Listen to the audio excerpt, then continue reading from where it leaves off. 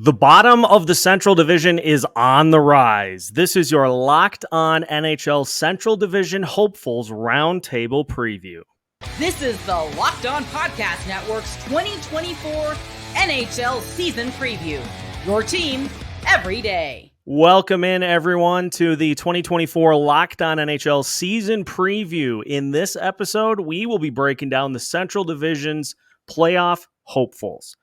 Seth Toupal, host of Locked On Wild, here with Haley Taylor-Simon of Locked On Blues, Tom Callahan of Locked On Utah Hockey Club, and Jack Bushman of Locked On Blackhawks.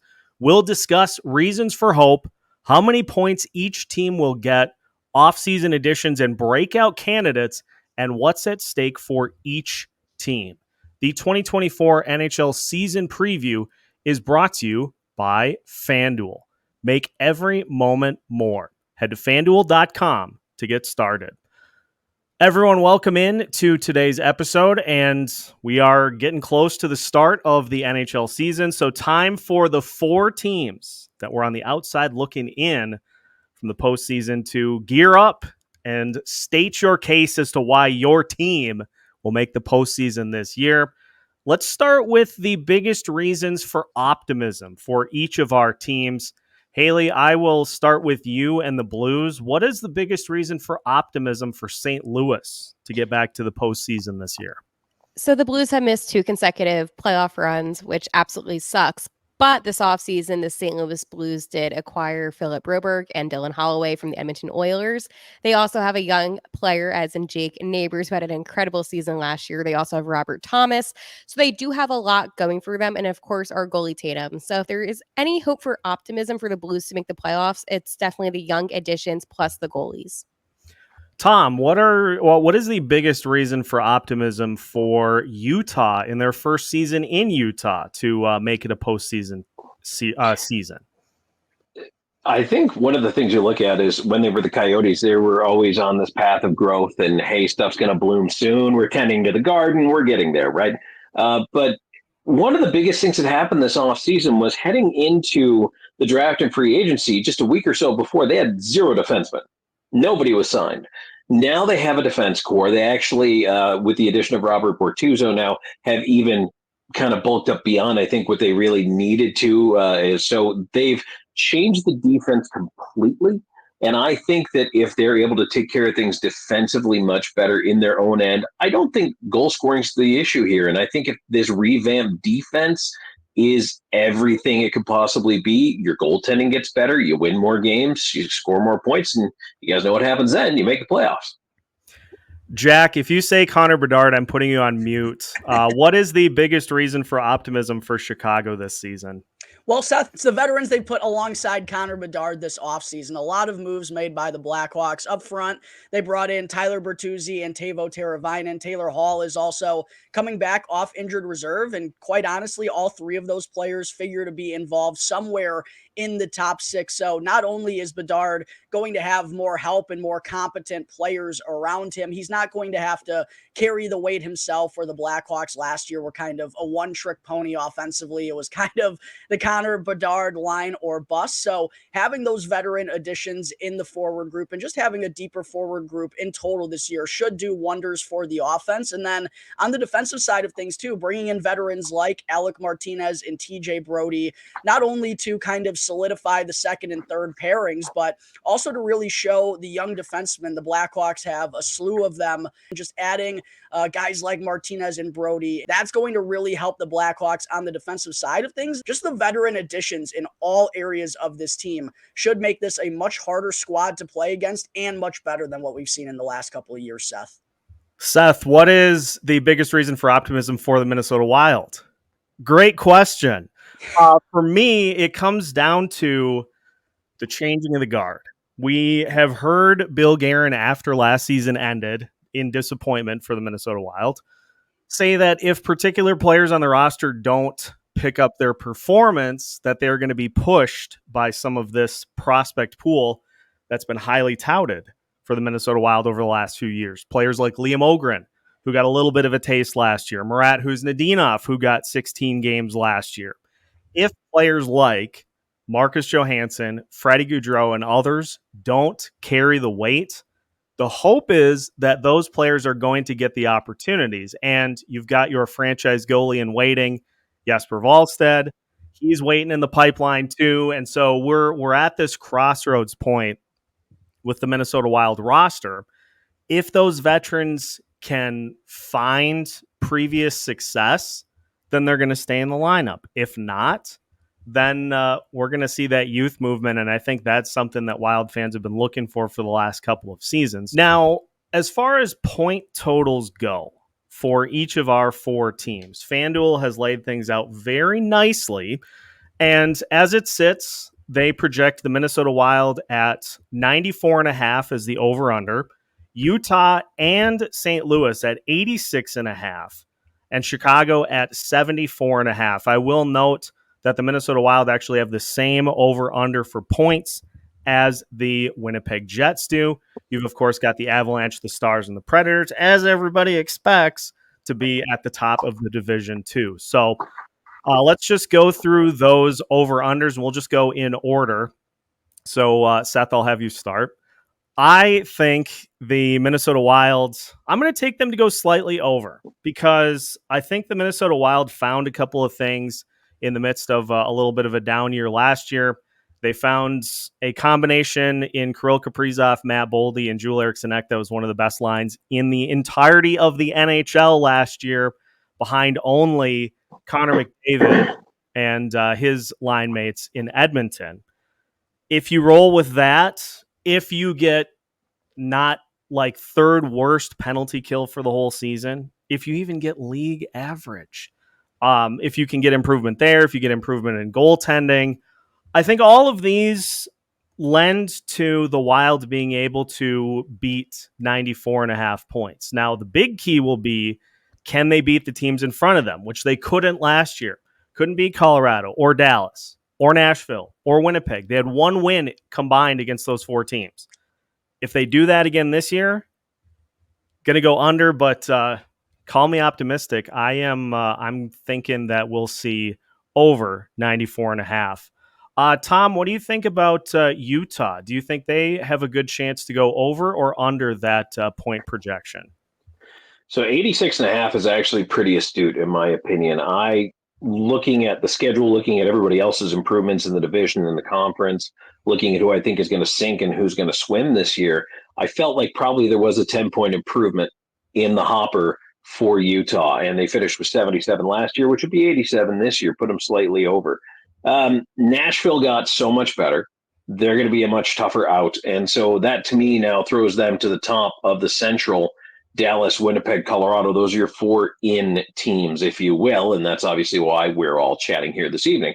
But out of all of those, I think there's a little bit of a potential for some teams to take a step back. And there are some question mark teams. So for me, again, I think 86.5 is a really good line. That is well crafted, because I don't know that Anaheim's any better. And Jack's going to tell us why he thinks Chicago is better, but are they going to be better? The Sharks, doormat, but a lot of these teams are going to be in the Pacific. So where does that 10-point gain come from is really the question to be asked. I think with the improvement of the defense, again, I go back to that, which should make the goaltending better. Connor Ingram had very good numbers last year, had some really impressive numbers in high danger save opportunities. But what I'm hoping is this year Utah is able to cut down. Their goal diff last year was -18. And I think that if they're able to find maybe half a goal a game on special teams better, and then be half a goal a game better on 5-on-5, that to me translates to 5 wins, which is 10 points. So they would slightly be over that line. Haley, what do you think about that 86.5 for the Blues? I think the Blues are going to go over. So last year, the Blues finished with 92 points. And again, they were up until the very end trying to fight for that second wild card spot. Now, you might be asking, where are the Blues going to get those points from? Well, if they didn't lose to the San Jose Sharks as many times as they did, those are points right there. And the Blues, they had some losses that were easily preventable. So when you update this roster with the talent that they have, I feel very confident in saying not only do I think they're going to go over that 86.5, I think they're going to beat that 92. Jack, what do you think about Chicago's number? Yeah, really tough. Really tough. 74.5, given that this team had 52 points last year. And by the way, they haven't gone over 74.5 since the 2018-19 season. It's been a long and brutal stretch for you, boy, and a lot of us Blackhawks fans. I want to say over. I just think it's too big of a leap for this team to take. But I do think they're going to be really close to that number. When kind of looking through the standings these last couple seasons, quite honestly, Tom, what Arizona did last year, they put up 77 points. I think that's kind of similar to what we could see out of the Blackhawks. But if I were going to put money down on them going over, that just feels like a little bit too much of an ask. I do think it's going to be very close, though, because of the reasons I talked about earlier, the veteran additions in all the key positions. It's another year of development for Connor Bedard. There's more help alongside him. There are a lot of reasons to be optimistic about this Blackhawks team, and more reasons to be optimistic than there have been for the last half decade. I just think it's still too much of a sizable jump, but I think they're going to be in the 70s. I am ultimately going to go under, though. Okay. I heard a little violin just playing right by my ear just now, but now we've got a lot more to get to here on today's show. We'll talk breakout candidates as well as big off-season acquisitions. And before the show is done, we're going to lay it all out on the line with what's at stake if the postseason is not achieved this year. We have a ton more on the way on today's Playoff Hopefuls preview for the Central Division, coming up after this. Today's episode of the Locked On NHL podcast, Central Division Playoff Hopefuls, is brought to you by Game Time. And as we get closer to the NHL season, there is no better time to start thinking about where you are going to sit to scream your head off watching your favorite team take the ice. Game Time can make all of that happen and make it a piece of cake. They have all-in pricing, so you don't get blindsided by fees at checkout anymore. Plus, you can see what you will see from your seat before you even sit in it. Take the guesswork out of buying tickets with Game Time. Download the Game Time app, create an account, and use code LOCKEDONNHL for $20 off your first purchase.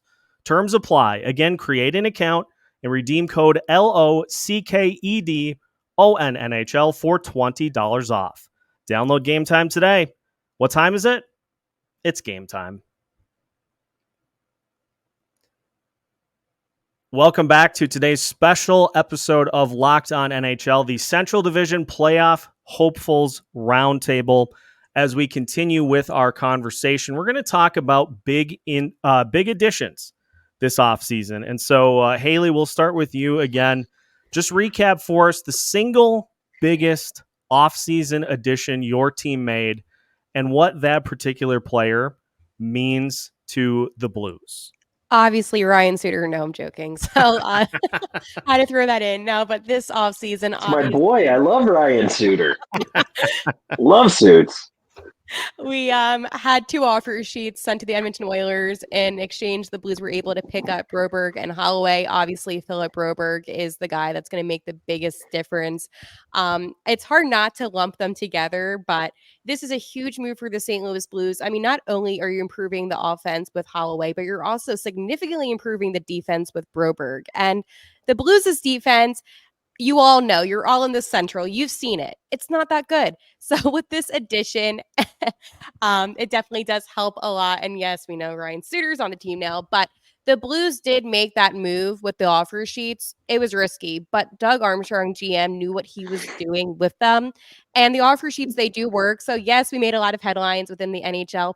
Some people may not have liked it. I loved it. I thought this was a steal for some really talented players that are going to significantly improve not only the Blues' blue line, but also offensively as well with Holloway. Sources have told me that Connor McDavid and Leon Draisaitl hated those offer sheets. So Probably. anytime you can make them upset, I'm all for it. I'm all for upsetting Edmonton fans. I think I read somewhere that McDavid and Draisaitl were with Holloway or Broberg when that went down. Yeah, that must have been that awkward moment. Tom, it was obviously a very eventful offseason for Utah, not only with player acquisitions, but also with moving.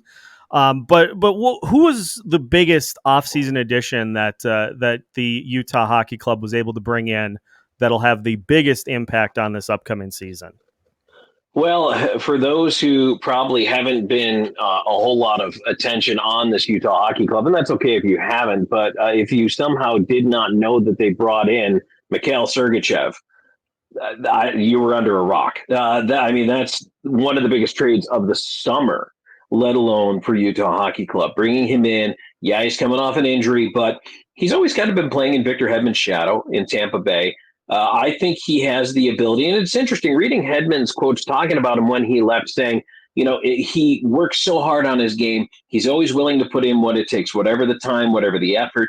To get a player like that at 26, who can be a number one power play guy, who can be on your top pair automatically stepping in. And again, you've got at $8.5 million in today's cap world, that's kind of a bargain to have a guy at that age locked up who's already there, who is only going to get better as he gets towards 30. So you hope. That to me might be one of the biggest steals of the summer. But again, teams who are in cap jail, Seth, know that there are certain gymnastics that need to be performed in order to keep things viable.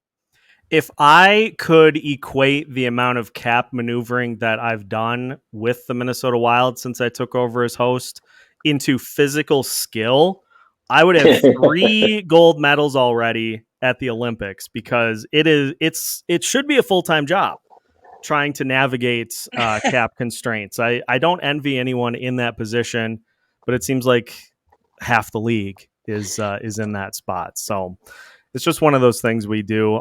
Jack, you mentioned a pretty busy offseason for Chicago as well. Which player do you think is going to be the most important acquisition for Chicago this year? Yeah, this is a really interesting question. I think depending on who you ask, they will all answer it differently, because there were so many notable additions that the Blackhawks made here this summer. I hate to be that guy, but I'm going to give a two-parter here. I'm going to go Alec Martinez first and foremost, just because he is a guy who has won Stanley Cups, been there, done that, a very respected leader, and also someone who plays he's played a selfless role throughout the entirety of his career. And on the ice, I mean, one of the best shot blockers over the past decade, is definitely going to help out with the Blackhawks penalty kill, which has literally been atrocious, I think, since they won the Stanley Cup in 2015. So he's going to have many, many different effects on this Blackhawks squad. But I also think Laurent Brossoit, who unfortunately is out right now due to a meniscus injury, is supposed to be ready right about the start of the regular season. I also think that's a huge addition for the Blackhawks. I don't know if Peter Mrazek is going to be able to, if the Blackhawks were forced to roll him out as their number one, like they did last year, having to rely on him for 50 plus starts. I don't know if you could kind of put all your eggs into that basket. And the Blackhawks have really been missing a true backup goaltender these last couple of years. And Brossoit, for what he got to sign here in Chicago, I thought he was going to get more on the open market. I know he hasn't had the biggest sample size in his career, but a very serviceable backup. And quite honestly, I think he could even become the starter by the end of the season here in Chicago. So Alec Martinez, Laurent Brossoit, 2 huge additions to kind of shore things up on the defensive side of things for the Blackhawks this summer. The most important acquisition for the Minnesota Wilds, there were 2 players that were brought in, Yakov Trenin and Jacob Loko, so I'm not going to go there. I am, however, going to go to the captain, Jared Spurgeon, who played only 16 games this past season. And where did the Minnesota Wild struggle most throughout the course of the year? Special teams, defense, and in just general leadership throughout the year. And where can Jared Spurgeon help? Special teams, defense, and leadership. And so I think having Spurgeon back, and by all accounts, he's ready to roll, he is good to go. Having him back to be able to get everything in line for this Minnesota Wild team is going to be massive, because they looked rudderless a lot of the year before John Hines came in. There were stretches during the John Hines tenure where they looked kind of directionless too. That's what your captain's for. And so that is my hope, is that Jared Spurgeon can come back in, bang that gavel a couple of times and say, all right, back in session, we are going back to work. So not necessarily an offseason acquisition, although I do think, and I've talked about this with Minnesota Wild fans extensively, I do think Yakov Trenin is going to play a big role on this team. But I think the player that will have the most impact is getting Jared Spurgeon back. 40 goal scorer Yakov Trenin. You heard it here first. If there were a universe in which that could happen, that would also help. But I don't have the ability to travel between universes, so we'll take one or the other. To finish up, we're going to talk about what's at stake, and I think my team may be the one that has the most, but we'll find out. We'll also take a look at which of the 4 teams here have the best chance to pull the Winnipeg Jets out of the 4th spot in the Central Division. What's up, Winnipeg? We'll talk about all that as we finish our special Central Division Playoff Hopeful edition of the Locked On NHL podcast. We are your team every day. Today's episode of the Locked On NHL podcast, Central Division Playoff Hopefuls, is brought to you by FanDuel. You can get started with $200 in bonus bets guaranteed when you place your first $5 bet at FanDuel.com. And as NFL fans, we can start the season with a big return. When you get a hunch in the middle of the game, you can check out the latest stats, view live play-by-play, and so much more on the same page where you place your bets. You will get started with $200 in bonus bets guaranteed when you place your first $5 bet. Plus, it's just not just the NFL season that you can bet on with FanDuel's easy-to-use app. Of course, as the NHL season draws near, you can place bets on point total over-unders like the ones we have discussed here today. That is FanDuel.com to get $200 in bonus bets when you place a $5 bet. FanDuel, the official sportsbook of the Locked On Podcast Network. Welcome back to today's special edition of Locked On NHL, the Central Division Playoff Hopeful Roundtable. We are your team each and every day. Let's talk about what is at stake for our particular teams. And I'm going to start this one off because it may not be a direction that people think. Because depending on how this season goes, Kirill Kaprizov could be at stake for the Minnesota Wilds. We all know the contract situation. He has this year and next year left on his current deal.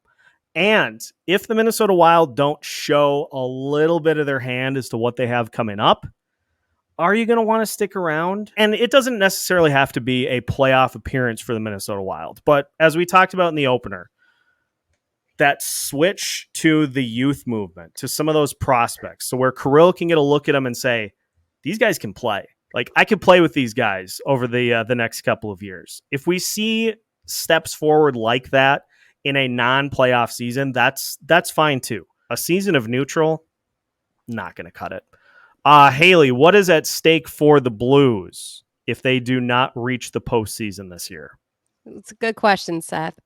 Obviously, the fans are going to be very upset. This would be the second time since 2005 and 2008 that the Blues would miss 3 consecutive seasons of not going to the playoffs. However, what I will say is that after the moves the Blues made this past offseason with the additions to the team, not much is going to change. You have Alex Steen that's going to be taking over as the GM in a couple of seasons. The contracts right now, they're not awful for the veterans, so I don't think much is going to change in that aspect. And I think that you're going to hear from Doug Armstrong, let's ride it out. Let's give some of these younger players a chance, some of these prospects. The Blues, they have so many good, talented prospects. You have Simon Robertson, and you just have so many guys. You have Yeko. Again, I could go on and on about this. So I think it's just going to be ride it out. Fans are going to be upset, as expected, but not much that the Blues can really do in this situation. Tom, it's different for Utah, and I'll let you expand upon this too, but it's a little different pressure, I think, for Utah this year because you're dealing with a fan base that is seeing a team for the first time. So that might be some of what factors in, but what is at stake for Utah if they were to not make the postseason this year? What's really nice is the 3 other fan bases that are on this show are going to be loud and disenchanted and angry and upset. when their teams do or do not make the playoffs or flame out early or whatever. Utah fans are just going to be happy to have hockey at the NHL level, and they're going to love the show. They're going to love the team. They're going to find their favorite players. There's not that pressure from the fan base. In fact, I think coming in with the bar set outside of the playoffs is perfect because it gives you a chance, really under no pressure, to build that community bridge, and they will, to become a part of everything that's going on there, along with the Jazz, and part of the sports fabric of the area. So from that side, I don't see a whole lot. Where the pressure is for Utah on the ice is to get better defensively. To honestly, they were the worst face-off team in the league. They were terrible. They need to be better. All these little things, right? Better on the power play, better on the penalty kill, better in your own zone, cleaning up the details. How does that happen? With growth and experience. I don't think there's any pressure for a coaching or a general manager change in Utah. I think it's accepted that the team is growing. It's getting better. They are managing their cap space well. They are drafting and developing. It is a bright outlook and a good future. I think this team is a playoff team in 3 years, 2-3 years. There's going to be growing pains, especially defensively. It's going to take time to knit this thing together. So I think that they are starting the season under a little bit of grace. Jack, what is the overall goal for Chicago this year? Because I don't think I'm burning the Blackhawks fan base by saying the postseason's probably not in the cards. So what would be a successful season? What would be a step forward for Chicago? Listen, Seth, I think everyone would love the postseason to be in the cards, the fans, the organization, the coaching staff, the players. But to have that as an expectation with this group right here, right now, even with all the notable offseason additions that I've talked about through this episode, I still don't think they're quite ready to take that jump. And with kind of that being the expectation, that is what could make the Chicago Blackhawks dangerous. I mean, a team with no expectations that no one's really thinking about is always a dangerous one. And they have a lot of veterans. They're going to be tougher to play against. But if they miss the playoffs, I don't think anyone's really going to be batting an eye or a surprise. Yeah, some fans will be irritated. I think that's also kind of a symptom of just Chicago sports in general right now. But what I will say, though, is the Blackhawks need to take a step in the right direction with a capital NEED. It needs to happen this year. They've been testing the fan base's patience these last couple of years. And this is a prideful fan base here in Chicago. And even throughout the tough times, still regularly show up to the United Center to support this team. But if they're a bottom feeder once again this season, after all those additions and another year of development for Connor Bedard and some of the young guys alongside him, that is going to be really disappointing. I think Luke Richardson is kind of the one that you have to keep an eye on. He has a 4-year contract with the Blackhawks. He's in the 3rd year of it. But interestingly enough, that 4th year is a team option. Now, 95% chance Luke Richardson is coming back regardless. I believe the Blackhawks are going to give him that opportunity. He's been a really good locker room type of guy. He's done all the right things as a first-time head coach. It really feels like the players have bought into what he's preaching. But this team needs to win games this year. And if they don't, there are going to be some question marks about Luke Richardson's future. One final one to finish with, and this is a two-parter. What I want here is just the number of teams that you think will make the playoffs out of the Central Division, and which amongst us four is the most likely team to get in. I'll start with me. I am picking. I'm gonna go crazy here. I'm picking 5 teams from the Central. I'm going to say that Winnipeg and Minnesota both get in, and that Rob Blake loses his job on the last day of the season because the Los Angeles Kings miss out by a point. Wow, really going out there. I love it. This all came to me in a dream, so I had to go with it. So don't forget to bet against the Kings on FanDuel come April 18th. Thank you. So I'm going to say 5 teams from the Central get in, and I'm going to say that it's Dallas, Winnipeg, Colorado, Nashville, Minnesota. Haley, how many teams from the Central get in to the playoffs, do you think? I'm going to go say 4. Okay. I don't think Winnipeg's going to get in. So which of the four of us knock The them off Blues, the obviously. table? I think Naturally. the Jets are going to choke at the end of the season. And I know that's kind of a bold statement to make. And I don't really care because honestly, at the end of the day, the Jets are not a consistent team. We saw how they played in the playoffs. I think the St. Louis Blues, they were so close last season to getting in. I think they have a better team. They have everything that they needed. They have an improved defense. They have the best goalie tandem in the Central Division. And you cannot argue with me on that one. And they have a really strong I think offense we as can. well with Robert. With Robert Thomas and company. Listen, if you want to hear more crazy takes like this, listen to Locked On Blues. But no, I do think that the Blues are going to get in, and I just don't want to see the Jets in any way succeed. I hate the Jets. Tom, how many teams do you think get into the postseason from the Central? Oh, that is a tough one. Here's the thing. I'm going to build my case. I'm going to say two things. Number one, you were all crazy for hating on the Jets. Trivia question: who gave up the fewest goals in the NHL last year? 199. The Winnipeg Jets. They have Connor Hellebuck. They know how to play defense. They're going to be just fine. Here's the thing, though: is I don't believe in the Pacific. I don't. I don't know if the Canucks were a paper tiger last year. They seem to think that Demko's going to be healthy and Shelov's is the second coming. Prove it. And I love Demko, and I would love to see that Vancouver fan base rewarded, but I don't know. Edmonton is going to be head and shoulders up there. I, like you, think the Kings could have a lot of problems this year. Vegas, who are you?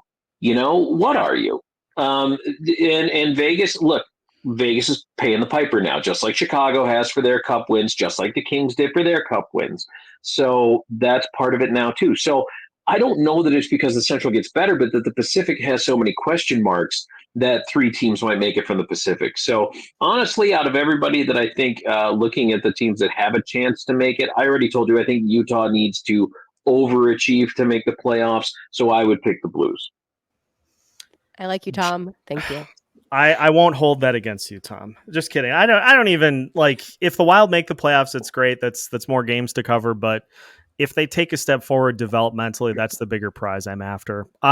Jack, how many teams from the Central make it to the postseason? 4 teams from the Central wind up making it. The 3 that we expect: the Colorado Avalanche, the Dallas Stars, the Nashville Predators. I actually think the Predators are going to finish second. I also have the Minnesota Wild jumping in and the Winnipeg Jets jumping out. I think Minnesota is the team to snag that final spot. I do think the return of Jared Spurgeon is going to be really big for this team. St. Louis, I just have questions about their defense. And quite honestly, I do have questions about Jordan Binnington. I do. Ultimately, What questions? I have questions that, can he play consistently since 2019? Because I haven't one of his best seasons last season. What do you mean? Where did it get him? A whole lot of nowhere. This defense is aging. I think they have talent up front. I think they have a lot of talent up front. I love Jordan Kyrou and Robert Thomas. And I think offensively, they're going to be a fine team. They're going to score goals. I just have questions about I feel like they're in the middle ground, and they could certainly stumble their way into the playoffs. I've actually picked them to go in the postseason the last 2 years. So I'm not just a Blues hater here on the Blackhawks side, Haley. I promise. I'm not just a typical Blues hater. But I don't see this team getting back into the playoffs after missing it the last couple of years. I don't think they've made enough notable additions, in my opinion. I think Minnesota's ready to get back, and the Blackhawks and Utah just quite aren't ready at that point in time. I do think Utah's probably better than the Blackhawks, though. And honestly, we are one bad game away from a Binnington snap, and he doesn't win for 2 weeks. Literally. The guy's throwing water bottles at people. What is with this Binnington slander today? Dude chirped the Minnesota Wild bench after giving up 5 goals.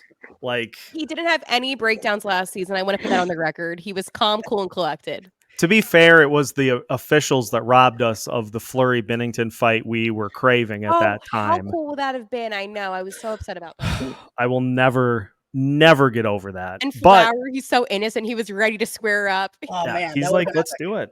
Let's do it. The best part about all of this, ladies and gentlemen, is that these 4 wonderful hosts, in the case of Locked On Utah Hockey Club, Robin as well, we are going to keep you in tune all season long.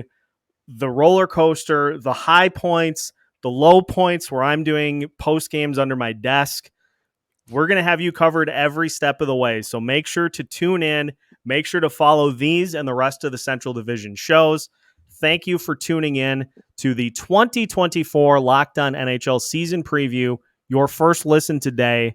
For your second listen, make sure to catch the rest of the wonderful Central Division and every episode of the 2024 Locked On NHL season preview on Locked On NHL on YouTube or wherever you get your podcasts, part of the Locked On Podcast Network. Your team every day.